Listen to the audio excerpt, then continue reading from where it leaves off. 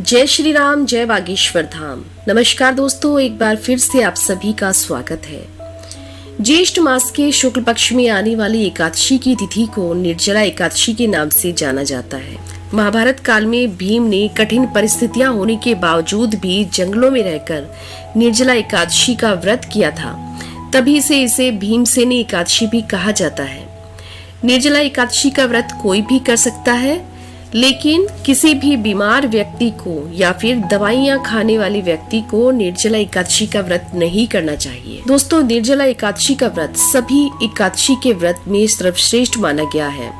इस दिन भगवान श्री हरि विष्णु जी की कृपा प्राप्त करने के लिए निर्जल रहकर व्रत किया जाता है। सिर्फ निर्जला एकादशी का व्रत कर लेने से अधिक मास सहित साल की 26 एकादशियों के व्रत का फल मिलता है। जहां साल भर के अन्य एकादशी व्रत में आहार संयम का विशेष महत्व है, वहीं निर्जला एकादशी के दिन आहार के साथ ही साथ जल का संयम भी आवश्यक है। इस व्रत में जल ग्रहण नहीं किया जाता है, यानी कि निर्जल रहकर यह व्रत किया जाता है। दोस्तों, निर्जला एकादशी के दिन भगवान विष्णु को पंजीरी और चरणामृत का भोग लगाना चाहिए। इस भोग में तुलसी के कुछ पत्ते डालने से जीवन में सदैव खुशहाली बनी रहती है।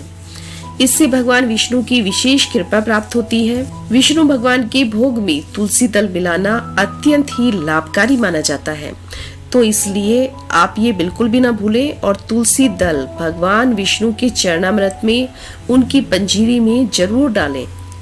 विष्णु भगवान को तुलसी बेहद ही प्रिय है।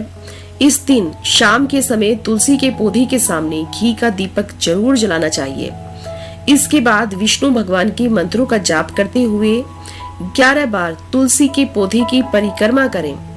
ऐसा करने से घर में खुशहाली और सुख शांति बनी रहती है। निर्जला एकादशी के दिन माता तुलसी की परिक्रमा करते हुए आप उनके मंत्रों का भी जाप करिए। यहाँ पर एक ध्यान देने योग्य बात है कि जब आप तुलसी माँ की परिक्रमा करें, तब आप परिक्रमा बिल्कुल सही दिशा में लगाएं। उल्टी दिशा में कभी भी परिक्रमा नहीं करनी चाहिए, यह बेहद ही अशुभ माना जाता है। इसलिए तुलसी के पौधे की परिक्रमा करते हुए आप दिशा का बेहद ही खास ख्याल रखें। निर्जला एकादशी के दिन भगवान विष्णु के साथ साथ तुलसी जी की पूजा करना भी विशेष रूप से लाभदायी होता है। निर्जला एकादशी के दिन तुलसी माता का पूर्ण श्रृंगार करके उनकी पूजा और आरती करनी चाहिए। इस दिन तुलसी माँ की पूजा करने से समस्त प्रकार के पापों से मुक्ति मिलती है और सारे बिगड़े काम बन जाते हैं। चाहे आप किसी भी तरह की परेशानी से जूझ रहे हो, आप निर्जला एकादशी का व्रत रखिए और विधिवत भगवान विष्णु और तुलसी माँ की पूजा करिए। तुलसी जी की पूजा के लिए उनके सामने दीपक जलाकर आरती करें। भूल से भी आप निर्जला एकादशी के दिन तुलसी के पौधे को जल ना दें, क्योंकि इस दिन तुलसी माता भी भगवान विष्णु के लिए निर्जला व्रत करती हैं। दोस्तों, यदि आपके दाम्पत्य जीवन में किसी भी प्रकार की परेशानियां आ रही हैं, तो आप ध्यान रखें कि माता तुलसी को लाल चुनरी चढ़ाएं।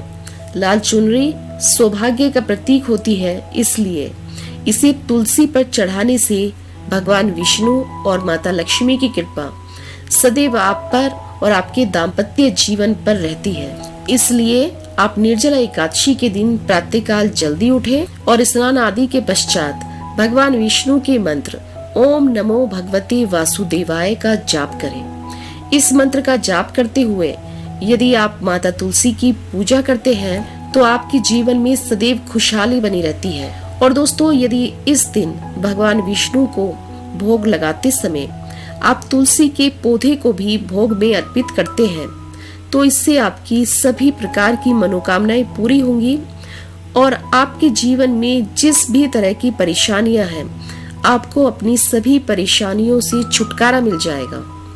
ये बेहद ही शक्तिशाली उपाय हैं और दोस्तों, इन उपायों में आपका कुछ नहीं जाएगा, यानी कि आपका कोई खर्चा भी नहीं होगा। आप बहुत ही आसानी से अपने घर पर रहकर ये उपाय कर सकते हैं। इन उपायों को करने के लिए आपको मार्केट से जाकर कुछ भी सामान खरीद कर लाने की आवश्यकता नहीं है।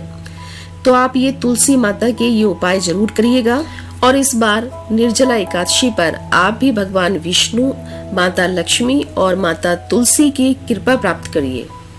यदि आपको हमारे द्वारा दी गई ये जानकारी पसंद आई हो तो वीडियो को एक लाइक जरूर कीजिए। आपसे फिर से भेंट होगी इसी प्रकार की अन्य जानकारियों के साथ। अपना ध्यान रखें, स्वस्थ रहें, तंदुरुस्त रहें। जय श्री राम, जय बागेश्वर धाम, सीताराम, राधे श्याम।